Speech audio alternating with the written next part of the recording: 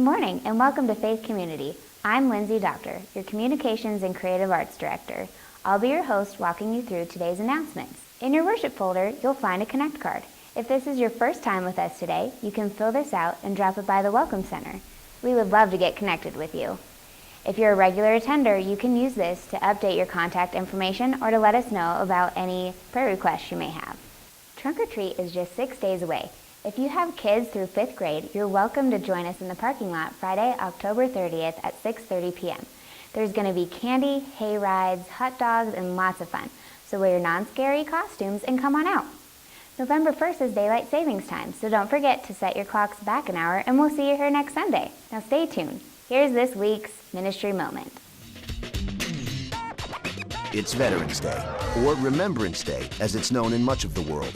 A time to honor members of the armed forces. And it all began in a railroad car with a document to end the war to end all wars.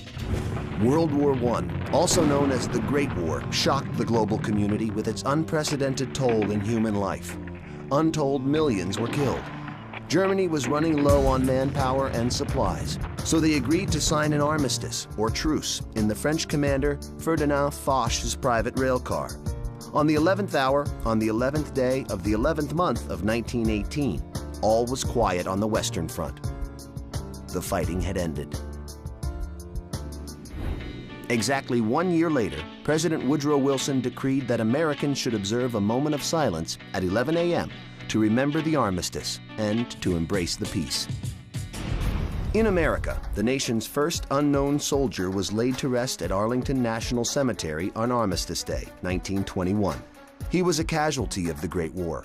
Since that first memorial, other unknown soldiers from America's wars have been interred in the tomb. And it's become tradition for the president or one of his representatives to lay a wreath on the monument every November 11th. A resolution was passed in 1926 inviting all Americans to remember Armistice Day and the soldiers who fought so hard for peace. The idea caught on. By 1938, the day was marked with so many ceremonies and parades, Congress made it a legal holiday, giving people the day off work. After World War II and the Korean War, Americans wanted to open up the holiday to include not just World War I veterans, but all who served in combat.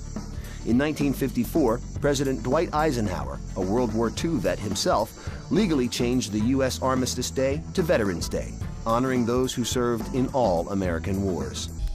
Over the decades, the holiday has changed with the times. Originally, it was a call for world peace. Then in the U.S., it became a day to remember war veterans. Today, Veterans Day is set aside to honor not just those who served in war, but also those who have served their nation in peace. Good morning, my name is Harlan Olson. I'm a U.S. Army Security Agency veteran, having served in Vietnam. Here at Faith Community, we have a history of caring for family members of those currently serving and remembering our veterans.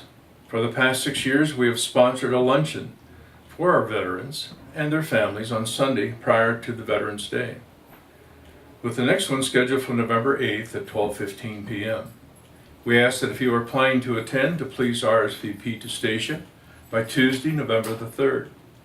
We also are seeking volunteers to help set up, serve, and to clean up. If you can do one of those activities, please contact Janelle Olson. May God continue to protect and bless our troops. Happy Veterans Day.